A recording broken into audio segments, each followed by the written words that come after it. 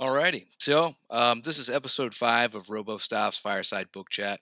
It's just a podcast that's dedicated to exploring the passion for reading and writing. I can't think of anybody else that's probably at least inspired kids to at least pick up a book other than yourself, which is legendary cover artist Tim Jacobus. If you wouldn't mind, just introducing yourself. Not that you need an introduction, really, but Yeah, hey, how you doing? I am Tim Jacobus. I am best known for doing the Goosebumps covers, and I appreciate the invite. awesome. All right, we're excited to have you.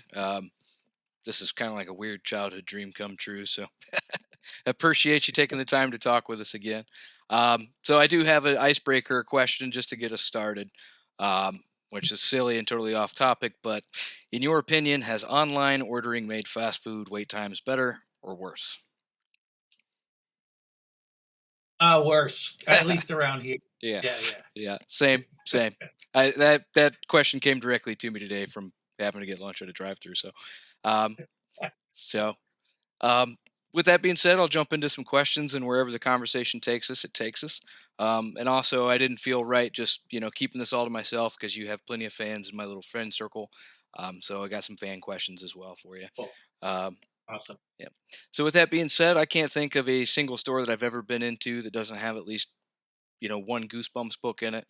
And I was just wondering, at this point in your career and everything, is it still a surreal feeling to kind of be able to walk into any place and knowing that somewhere out there, your work is in there. Um, it's become more so lately. Granted, back in the '90s, that was very cool. Uh, Even prior to that, I had my first book published in 1985, and you know, I remember purposely going to the bookstore to look it up and find it on the shelf, and how cool that was to actually see something that you painted be on the shelf. Now, once you fast forward 10 years, and the Goosebumps stuff came out, and Goosebumps books were literally everywhere. Right. That was pretty mind bending. But I still think that the fact that here's you and I talking about it this many years later, this all should have been history, past, Right. and nobody should be asking any questions Right. about Goosebumps. And here we are, we're still a little bit relevant. So I think that's very cool. Awesome. So with that being said, when you kind of first got started, I know you did 60 of the 62 original Goosebumps covers. And there was another cover artist, I believe, that you were competing with at the time. Um, did you know that you were in competition with him? I think his name Jim Thiessen, if I got that right. Yeah, Um, correct. and he kind of had a pretty big portfolio at the time that whole thing was kicking off, as far as I can tell. Um, I was just wondering if you were aware that you were in any kind of competition, or was this just a project that you kind of happened across? And I think competition is it was a competition, but again, everything was so downplayed. The publishers uh, thought that Goosebumps was going nowhere. Um, when I got on board, they were going, "Yeah, listen, help us out. We don't think Goosebumps is going to be a thing. We know you've never done any horror, and we're not sure what direction we want to take it. So you're going to do book one, and Jim Thiessen's going to do book two." And I knew Jim casually; he wasn't like a best friend or anything. right, And but there was only going to be maybe two more books, so it wasn't like there it was this dramatic event that was happening. It was just, hey, you know, I was happy I was getting at least one book cover out of the right, the deal. So I thought nothing of it as a competition. I was familiar with Jim's work, and I knew, well, this is horror, and Jim had a way bigger horror background than I did. right. So I was surprised that I ended up getting it, and I think they did, from what I was told years later, uh, the major factor was in for the trepidation in the Goosebumps series was they thought it would be too scary. Right. And my artwork is a little less realistic than Jim's. It's a little less dramatic, and I was using those rich colors, and that kind of took the edge of it off as well. So I think they took me because I was the safer bet. Right. Yeah, I went back into your portfolio a little bit there, and I saw you had done some like Star Trek video game covers. It looked like, Yeah. and some cool stuff like that. And I'm a big sci-fi guy, so it was cool to go back and see some of those other work that you had done. That you know, Yeah, I did. I when I first, my style was more fantasy, sci-fi, dragons, and I didn't have the blood and guts right, of the horror stuff going just yet. But I knew how to make a dramatic piece. And again, the publishers thought I was a good fit long before I thought I was a good fit. excellent. So I am getting to my first like fan question here. This one's from Tyler. Who points out in other interviews and things that you've mentioned being heavily inspired by Roger Dean, who's the Heck cover yeah. artist for Yes, which I think we're all familiar with that band. But he wanted to know, has music shaped your artistic identity in any way? Oh, so much. There's always there's a soundtrack playing in the background at all times. Yeah, the discovering who illustrators were in the 70s when I was in, middle school and high school. Albums were the gallery where you saw cool things happening, and we were all judged by the quality of our album collection. So finding illustrators that you loved and followed, yeah, again, music just a great thing to have playing. And yes, music. I was a fan of the band before Roger Dean just came along because he was doing their album covers, Right. and he was secondary to the love of the music. Yes. So Pink Floyd, yes, all that dramatic, long form music was ideal for sitting down and concentrating on paintings. It wasn't the short 3 minute, the Rolling Stone type song where it's quick to the point. It was a little more meandering, and yeah, just kept my head in the game. Right. Excellent. Yeah, I know you kind of touched on something there a little bit because I was um, one of my favorite cover artists for music is Ed Repka from he's known for doing like Megadeth album covers. Heck yeah. And he's kind of quoted as saying somewhere that he's not really into that type of music, but that's the type of art that comes out of him and stuff like that. And I think there's this weird line that people get into where you have this maybe artistic ability that doesn't necessarily express your interest, like you just happen to be good at something that's not necessarily all that captivating to you upstairs. So I don't know if you have any feelings towards that one way or the other with horror in particular. Or... Well, yeah, I'm not a big horror guy. I never was. I was the kid who would call his mom, after I got to the movies and the movie was too scary, and I'd ask her to come and pick me up because I couldn't sit through it. Right. So, yeah, the fact that I'm, somehow in the horror genre, it kind of makes me laugh. It's not that I don't watch any horror. It's just not my preferred choice. I'm generally a comedy guy, and but yeah, that's interesting that he said the same thing because it doesn't mean you can't get into it either. Right. Yes. I can deeply get my head immersed into the whole subject matter, but you can't really see, but there's paintings hanging up on the wall, and none of them are monsters. So Yeah. it's just it's something. Yeah, it's kind of something that you do, and I'm very proud of them. But no, they don't hang up. Right. Yeah, I respect that a lot because there's, especially when today's age with like the internet influencers and stuff, they have to assume a certain identity to get noticed and play this character almost, and everybody wants to be like this Elvira, Mistress of the Dark thing. And, Yeah. you know, That must be, I'd never thought of that before. That must be, that could probably get a little exhausting. yeah, I think so. Uh, yeah. And Uh, then, using her, actually, thinking about actors and actresses in general, people identify with you as that character.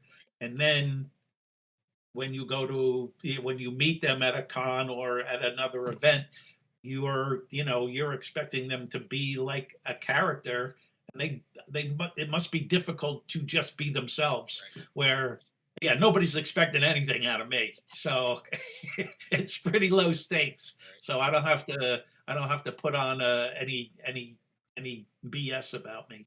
right. Yeah, that's definitely kind of refreshing. I think maybe that's part of the off-camera stuff too, is that you're less closely associated with your looks and appearance, and maybe a little bit more with your work, Yeah, which is pretty yeah. cool. We have kind of another Yeah, fan. just to keep on that for a second. Sure. It's a separate entity. It's a thing. It's over here. This is what I do. Here, everybody look over here. You don't have to look at me. It doesn't matter. If I'm not here, that's still cool. You don't need I'm not physically integrated in my art form, where almost every other art form, well, except for maybe an author, if you're an actor, a dancer, a musician, your persona, you yourself, is really integral to what you do. Right, absolutely. So next fan question I got here is from my buddy who runs a page called Belly Witch Productions. Um, Again, somebody who's read some of your other interviews and stuff here, and he noted that you sort of switched mediums over time. Um, I believe you were doing like mostly acrylic work before, and then kind of switched to digital. Is that correct? Um, and, Yes. and he's just kind of wondering, what are the pros and cons of the digital world, and sort of why you made that transition. Um, so in the when I did, like I said, I did my first cover in the '80s. The whole time we were working on Goosebumps, digital art existed, but it wasn't really available to the regular guy.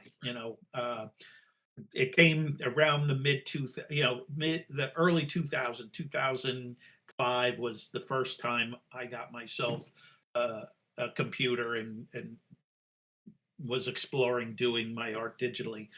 We were kind of forced to do it. All the book publishers pulled us aside early on, gave us a kind of a 2 year window to get our work switched over. They saw the handwriting on the wall that it's less expensive to produce art that's digital. You skip out a whole step of, here's a painting, we got to send it to the photographer, the photographer's got to set it up and light it, we got to get a good transparency of it, then that transparency needs to be separated, then that gets sent to the printer. So once we're all working digital, those files are just easily moved around. The changes on digital are so much easier than on a traditional piece. um, they have At first, when I started doing digital, I didn't like it. I was not happy that I had to change over to do it. Uh, the first few pieces I did were terrible. I hated every minute of it because back then the computers weren't great. You didn't have a lot of RAM.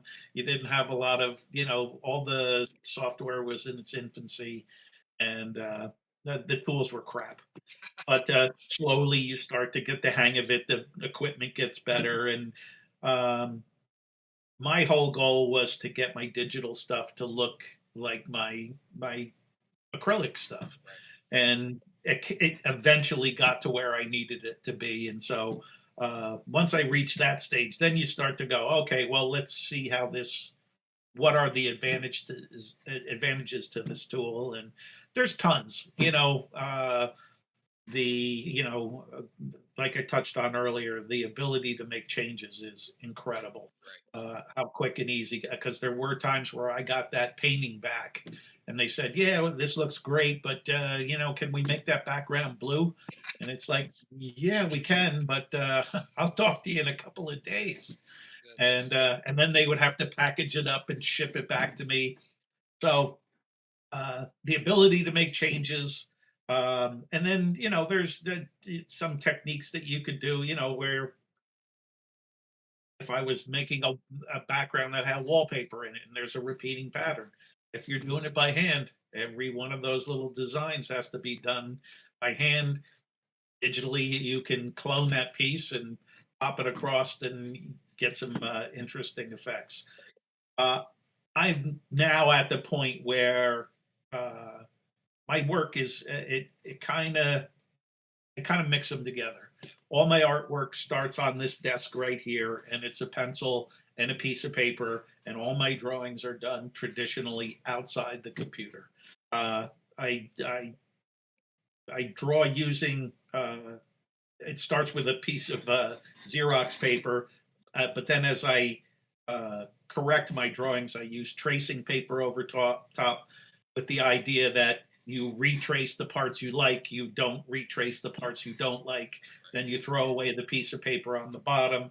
Then you put another piece of tracing paper. There's no erasing done. And you just keep evolving your drawing until you get it nice and tight. And then once I get it real tight, that's when it'll go into the computer. My first submission to a client will be just the pencil art, and then just the color work is now being done. So it's kind of a mix of both traditional and digital at the same time. I'll do an old school traditional piece if the idea for the art, or if the final version is something you're going to hang in your living room. Yeah. If that's the end result and that's where it's supposed to go, because to do a painting now and hand it to a printer, everybody loses their mind. They don't know what to do with them anymore. So yeah, if it's fine art and you're going to hang it on your wall, I'll go completely old school. But most of the time, I'm doing something that's in production, whether it's a book or an album or a magazine or something like that. So I'm still doing predominantly digital work. Excellent. So that kind of leads me into an industry question. And so far in every episode that I've done, I've had to give a shout out to my Terminator work buddy, as I call him, because we're constantly discussing books and book related things, and we frequently get on the topic of cover art. And there's been somewhat of a resurgence in like these old school horror novels, and I think some of it has to do with that Grady Hendrix book that came out, the Paperbacks from Hell or whatever. So there's been kind of a collector's movement for these old school horror novels and stuff, and I think a lot of people just buy them for the covers, but it's inflated the value of these books somewhat. And luckily, some of them have been reprinted lately with their original cover art, which is cool. But typically, you see in if a obscure horror novel even gets to be reprinted, it's almost missing all the cool stuff that made you like that first edition in the first place, which for horror is mostly the cover. So I've just wondered if you've noticed a change in the industry, because in his thoughts, it's kind of mostly been turned into like clip art style art form, where it's not even recognizable as like a full art piece on the cover or anything like that. So do you feel that that's Oh, something that like affects you at all, or the industry as a whole? Why would they move away from kind of what you've noticed? so a lot of times, my impression is that a lot of it is strictly budget driven. So if you have a book, there's the original budget for the book and the art are always the best it's going to be. And so you get a chance. Okay, I get the chance to do the cover the first time. Then when it goes into second printing, almost always, whether you're the greatest artist in the world or not, they're putting a different cover on that book because they're trying to generate new sales, new interest. Because the guy who already owns the book with that covers, he's not buying it again. That's a So good point. then the idea is, okay, let's mix this thing up. and now they have half the budget. Right. So they're going to the next tier down.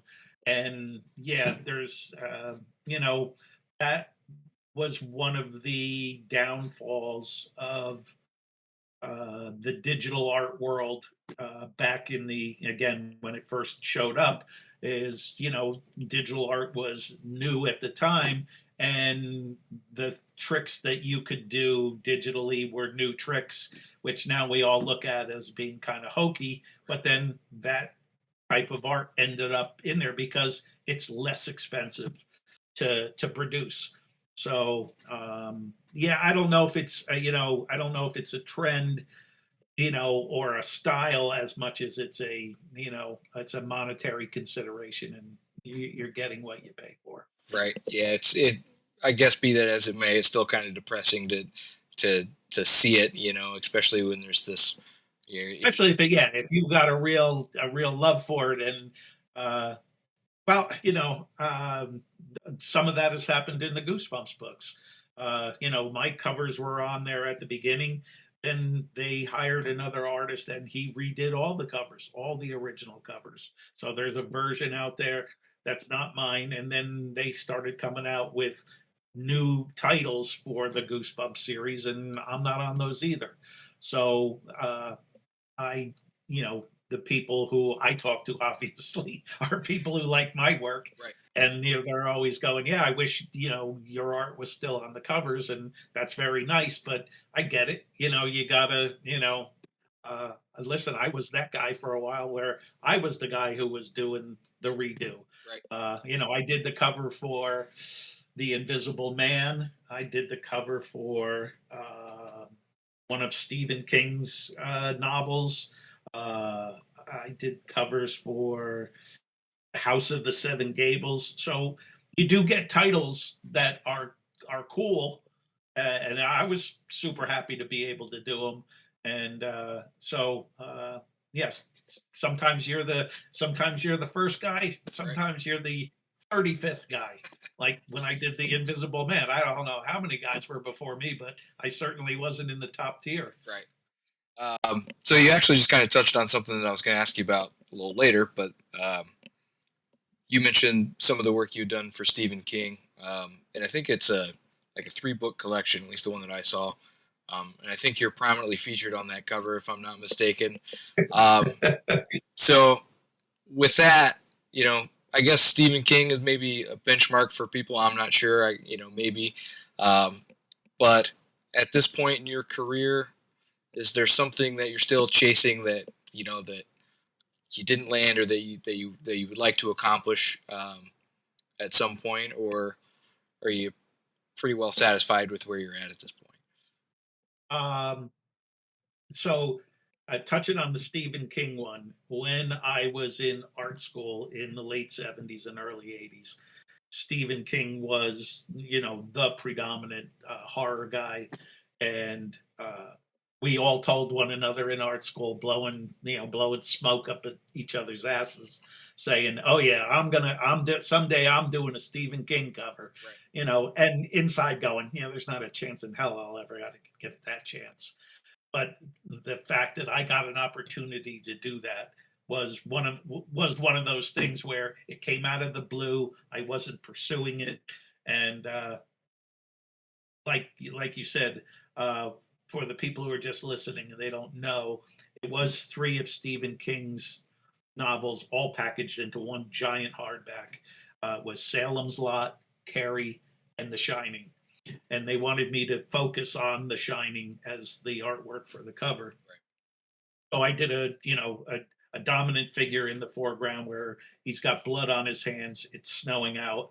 It's a black and white painting, except for the blood on his hands and the blood in the snow. Very dramatic piece.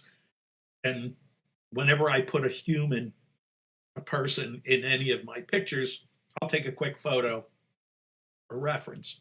And at the time, I realized this is going to be my one and only chance to do a Stephen King cover. So I figured, well, why not? I'm going to put myself on the cover. Right. So, along with my signature, I put myself on there as well. So, yeah.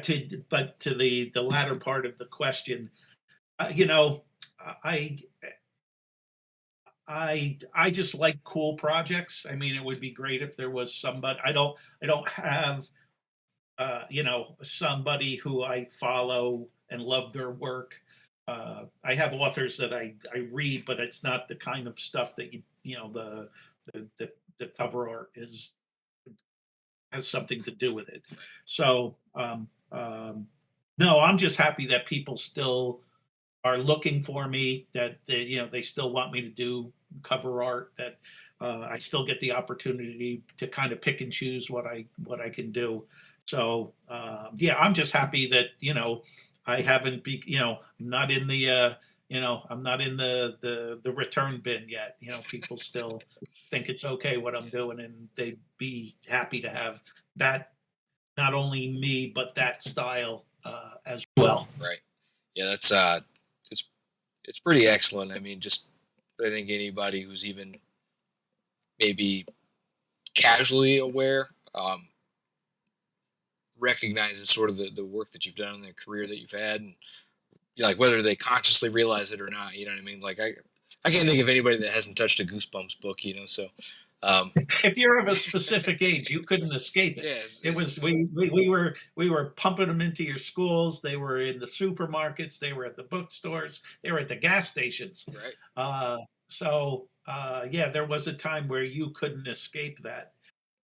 What was also fun is that I did over 100 Goosebumps covers, and it gave me an opportunity to really develop a style. Yeah, So even now, when I produce new pieces, I every once in a while somebody doesn't recognize my name, but they see the art, and the comment will be, "Oh, that looks like a Goosebumps cover," and it's like, yeah, good. right. That Yeah, that's where we're at. All right, we're still making it happen. yeah, that's excellent.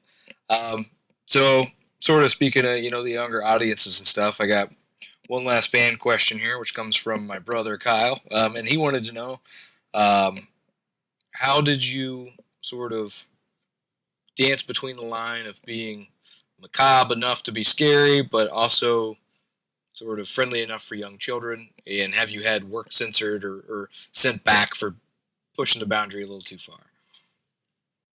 Um, so like I said earlier, I'm not a big horror guy, so I think automatically I'm not leaning too hard into, anything too edgy. I also knew who our audience was, Right. and uh, so yeah, my natural instinct would be pulling it back a little bit to start with. Um, we I did 3 pencil sketches for every one of the Goosebumps covers. And so that first submission of art is where you weed all that stuff out.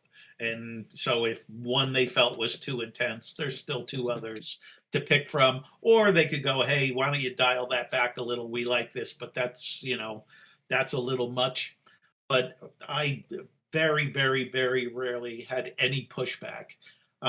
Part of it was due to the fact that everybody, like, it just worked. Like when you're in a project and things are just working, everybody kind of knows it. So everybody stays out of everybody's way. The second thing was we were on such a tight turnaround, that one book a month thing. There wasn't a lot of time to fool around and go, well, maybe we could do this or tweak that. And again, they were painting, so they would have had to ship it back to me, wait for me to make the change, and then I'd ship it back again.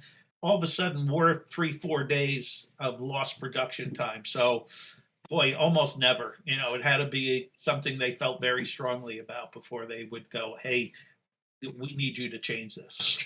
Right. So the get it right the first time strategy probably is Yeah. Or, all right, we can live with this. yeah. Moving on. So I kind of have one last scripted question here, which is simply, um, the industry from at least the book cover standpoint has changed over time. Um, and now you have a lot more people self-publishing that have access to, and not just self-publishing, but even indie publishers that have access to creative tools. To I don't want to say AI, but these other creative tools and stuff that um, maybe another budgetary thing, but they can kind of do it themselves almost. At least put something together. Do you feel that people who do what you do have a diminished role in this day and age? And if so, how do you sort of overcome that barrier without an already established reputation? So I'll talk about it a little bit more, but I'm not sure yet where this AI thing is going because it is new, and the art that's being created is interesting and pretty good. But this exact discussion happened back in 2003 when digital art first showed up, and everybody claimed it was the death of album art and book art. And at the time I didn't know any better, and I went, well, maybe it is, it could be. But again, it evolved into something a little different than we all thought it was going to evolve into, and we continued to be creative. um, i'm I'm thinking that AI is going to be somewhat similar, not the same, obviously, but it's not going to be the best thing that ever happened, and it's not going to be the worst thing that ever happened. Uh, from my perspective, just seeing, uh, I haven't used it in a project. I've just gone and fooled around with it a little. Um, I could see it being a reference tool where in the 90s, no social media, no Google, no anything. I'm going to do a book about horses. I get in the car and I drive to the library and I go get books on horses. Right. And I look at horse anatomy and I figure out what I'm going to do, and that's my reference material. And we move it forward to when Google is around, and now I don't have to go to the library. I can get all the reference material I want. Right. Now with AI, I can start to produce some artwork more along the lines of what I have in my head and get some reference that way. I could see it maybe working that way. Again, I haven't done it yet, and I might be completely off base. But the other side of it, which you talked about, is it does make it harder on somebody who's trying to just get established, where people are coming to me because they know of my work from the past. And I've been around a long time. I've been doing this 40 plus years. So it's easier for me not to be so worried at my age and at this my stage of my stage of my career. It could make it harder for somebody new. So, all right, again, one of those, an evolution story. So when I was getting books, you had to physically take your artwork, put it in a portfolio, and you would go in. I went to New York City, and you go knock on doors to publishers, and you pull giant paintings out of your portfolio, and you would show people what you could do. And and that was the way. So the only people that I knew of at the time who were in the book cover art business had to live 60-mile radius from New York City, or 100-mile radius, so that you could get there and get back and live your life. And anybody who, if I lived in Pittsburgh, I'm not in the book business. I may be in some other form of the art business, but I'm not in the book business. And once social media shows up, the market, expands. I have clients all over the place, all over the world, that I would have never got back in the day. But there's more people now who have access to the market. So, but if you're good, you're still going to rise above and be able to get yourself art jobs. So I'm thinking now there'll be something. Maybe your maybe your AI is going to be your assistant who's going to have all the right answers on which clients you should reach out to, Yeah, that's and you may have a new edge to get new art, or the AI may be suggesting markets to you that you didn't know. So I'm not sure where it's going, but I don't think it's all doom and gloom. right. I have to say I will click on it every time when I see Yep. uh, AI Tim Jacobus Yep. recreations of a Goosebumps. I'm looking every single time. Yeah, it's It's still. I've seen some good ones. I've seen some bad ones. it's So it's certainly a fascinating kind of like rabbit hole to go down. But I guess from my personal standpoint, I'm sort of a doom and gloomist type of person myself. But I guess if I had to look for one pro, I would say that it might force people like, okay, if I as a musician express myself in this way, and this is my form of artistic expression, and you've kind of removed sort of this like not barrier, but like, all right, well, AI's already written a better song that sounds exactly like my inspirations than I can even replicate.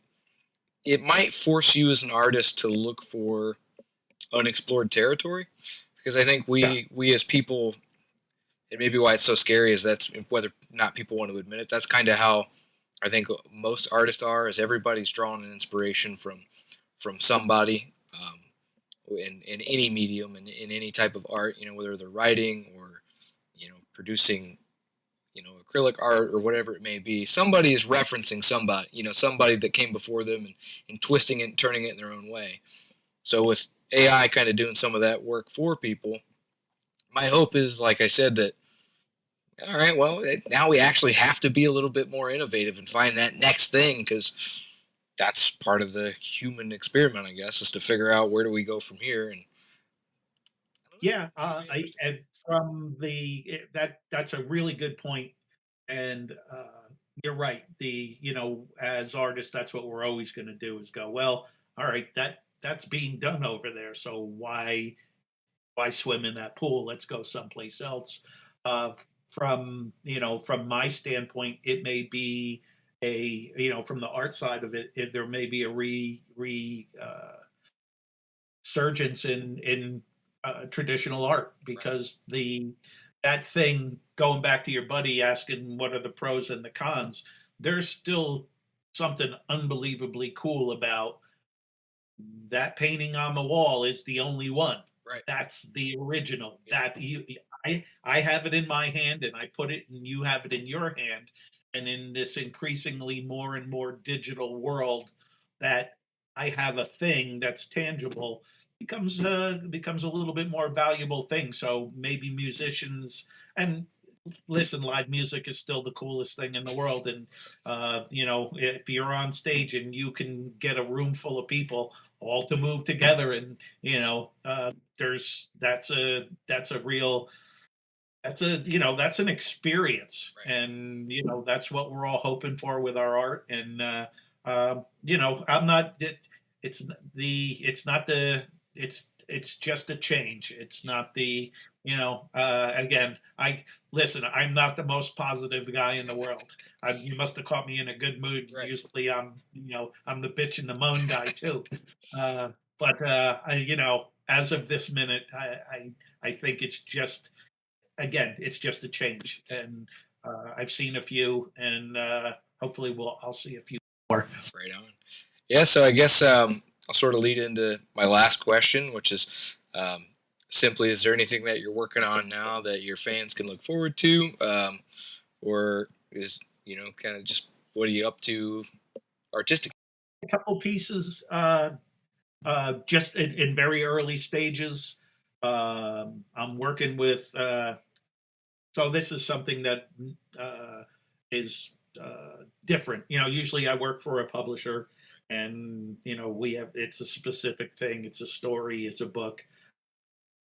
This is a group of guys who pool their money together, and did they reach out to their to one of their favorite agreed upon artists, Yeah. and then they asked that artist to recreate a movie poster for a movie that they all have agreed on that they like, and then they do a limited printing, so they all get a copy of this artwork of the movie, and you play it all the way out. You make it look like a movie poster with all the titles and all that stuff. So it's kind of it's a real niche thing that I've done one other time. So yeah, that's the project I'm working on now. The one you can see that is the most recent. It got published on June 11th. Is they did an short article in the New York Times on R.L. Stein, Right. and asked him, what scared him as a kid, and they let me do an illustration for that. So that's you excellent. quick Google, you can find that one. Right on. I'll be looking for that. That sounds pretty cool. I won't keep you any longer, but Tim, I really appreciate you taking the time to chat with me, and I got at least a couple people who I know will be excited to listen to our chat and everything. Awesome. So, um, yeah, I appreciate you reaching out. Yeah, Yeah, and yeah, I heard you say this is your fifth podcast, so you're well at ease at it. So great. keep up the good work. Yes, sir. Thank you. So I'm gonna